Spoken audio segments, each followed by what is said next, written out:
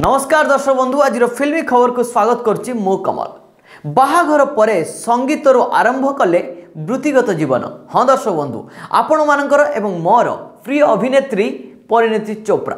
बॉलीवुड अभिनेत्री परिणीति चोप्रा निजर वृत्ति को अनुसरण करी शेष में तांकर पाद थापिचंती। तांकर एही निष्पत्ति रे स्वामी राघव चड्डा भी खूब समर्थन देइचंती। निकटरे परिणीति तांकर लाइव कॉन्सर्ट रो किछि फुटेज शेयर मध्य करिसंती, जो से व्याख्या करचंदी जे स्वामी राघव तांको खूब समर्थन देइचंती। से एक साक्षात्कार रे निज स्वामी को प्रेरणादायक चरित्र विषय कथा होई खुशी व्यक्त करिसंती। दर्शक तांको अभिनेत्री भावे देखुथिले, एबे जणे कंठशिल्पी भावे भी परी को बहुत सारा भल पाइबा मिली। परिणीति चोप्रा राघव चड्डा को सेप्टेम्बर मासरे विवाह करथिले।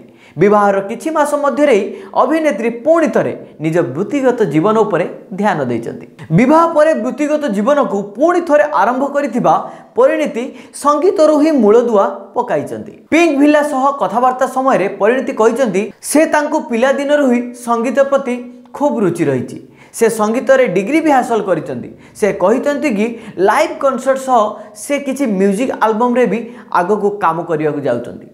से भविष्य रे गीत भी लिखबे बोली कहिचंती। तो ये होछि बहुत बड़ खुशीर कथा। एक्टिंग सहित तांको भितरे किछि गीत लेखिबार एवं गीत गाइबार टैलेंट मध्य रहिछि। आगो को परिणीतिंकर एही गीत लोकंक मन को केते छुइबो ता तो गीत रिलीज हैला पर ही जाना पड़िबो। तो आज खबर को एठी रखुछि। नमस्कार।